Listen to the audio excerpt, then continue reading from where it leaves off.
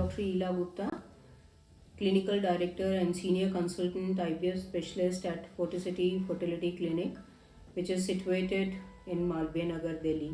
तो जिस तरह से इनफर्टिलिटी के केसेस हमारे यहाँ बढ़ रहे हैं, उसी तरह से IVF सेंटर्स भी नंबर में बढ़ रहे हैं. तो जब भी ये इशू होता है कि हमने IVF के लिए आगे जाना है, हम IVF के लिए प्लान करना चाहते हैं, तो थोड़ा सा डिलेमा ये रहता है कि कहाँ जाएं IVF के लिए, which center is good, to whom to look for and how to choose the good IVF center. तो यूजली जो IVF के पेशेंट्स होते हैं तो वो काफ़ी searching, net searching, digitally, socially अपने आसपास के लोगों से पूछते हैं, फैमिली से, फ्रेंड से कि कहाँ जाएं, क्या करें. तो कई बार उनको इस तरह से भी गाइडेंस मिलती है.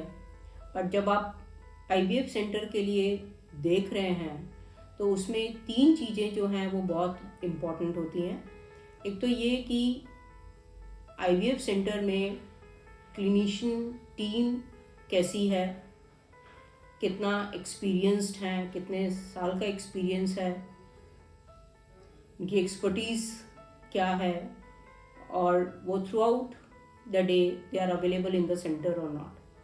So the clinician team is very important and they should be experienced in all the techniques जो भी IVF से related होती हैं. Plus जब भी कोई पेशेंट आता है IVF के लिए तो काउंसलिंग बहुत इम्पॉर्टेंट होती है. उनकी जो क्वेरीज होती हैं, द स्ट्रेस लेवल इतना हाई होता है, क्वेरीज होती हैं कि क्या रीज़न है, क्या वजह है जिसके कारण प्रेगनेंसी ठहरने में प्रॉब्लम हो रही है, या पहले कभी कहीं वो IVF करा चुके हैं तो क्या रीज़न है जिसके कारण उनके IVF फेल हुए हैं. तो answering those queries, counselling them और उनको फिजिकली एंड मेंटली प्रिपेयर करना to IVF is very important. So यहाँ पे क्लिनिशियन का जो रोल होता है वो बहुत इम्पॉर्टेंट होता है to prepare them for IVF. दूसरी जो इम्पॉर्टेंट चीज़ है वो एम्ब्रियोलॉजिस्ट हॉस्पिटल में इन हाउस होना बहुत ज़रूरी है. An embryologist, senior embryologist, trained embryologist, और उनकी जो एक्सपर्टीज़ है to carry all the procedures, जो एडवांस प्रोसीजर्स होते हैं, not only IVF but IVF से रिलेटेड जितने भी एडवांस प्रोसीजर्स होते हैं to give you the good success rate, उनसे वाकिफ होना बहुत ज़रूरी है.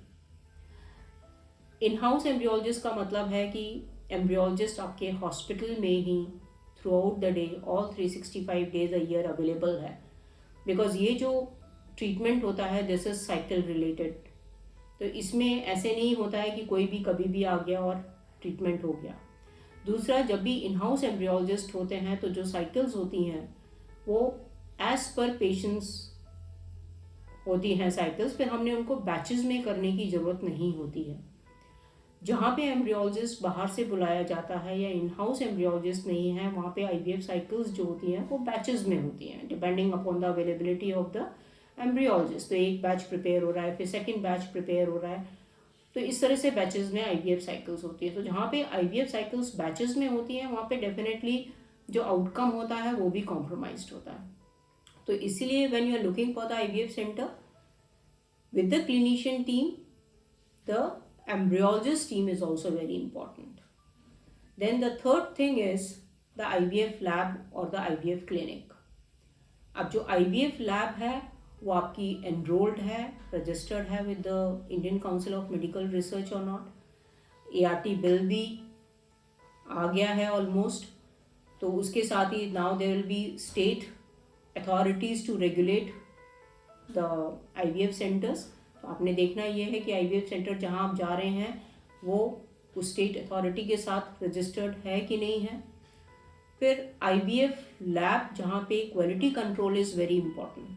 तो क्वालिटी कंट्रोल रेगुलरली, टाइमली होता है, नहीं होता है, या कोई हॉस्पिटल किसी ऐसी ऑर्गेनाइजेशन या सोसाइटी के साथ उनका कोलैबोरेशन है, those who control the quality of the lab. जैसे NABH हो गया. तो NABH जो होती है ये भी एक बॉडी होती है जो कि सारे quality control and paperwork, consent forms का checking every year उनके through चलता रहता है. तो there are certain hospitals which are NABH accredited also. So this is also very important. Then the IVF lab जहाँ पे सारे आपके equipments हैं to carry all the latest techniques of IVF. जैसे ICSI है तो ICSI equipment है आपके पास. फिर विट्रीफिकेशन है. विट्रीफिकेशन का मतलब है जहाँ पे आप एग्स या स्पर्म्स या टेस्टिकुलर सैंपल या embryos freezing facility, freezing techniques वो आप कैरी कर सकते हैं, लैब में नहीं कर सकते हैं. कुछ लैब्स होती हैं जहाँ पे सिर्फ IVF होता है, वहाँ पे फ्रीजिंग टेक्निक्स नहीं होती हैं. तो जो एक्स्ट्रा एम्ब्रियोज होते हैं या एक्स्ट्रा एग्स होते हैं वो डिस्कार्ड हो जाते हैं. तो you have to look for the center जहाँ पे फ्रीजिंग टेक्निक जो है वो भी equally is good and effective to give you the good success rate, so that if you have the extra embryos or extra eggs, they are not discarded, they can be preserved for the future use.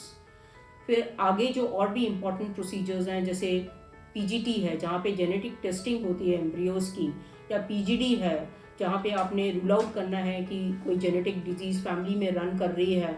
तो IVF के बाद जो भी embryos बनते हैं उसमें से कुछ सेल्स टेस्टिंग के लिए भेजे जाते हैं, तो ये भी एक एडवांस प्रोसीजर होता है. तो ये भी इन हाउस सेम सेंटर में अवेलेबल है कि नहीं है. So all these 3 things are very important. These 3 factors were the team of the clinician, the team of the embryologist, and the good IVF lab and the IVF clinic.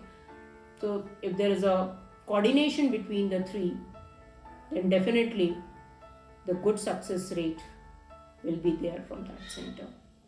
Thank you so much.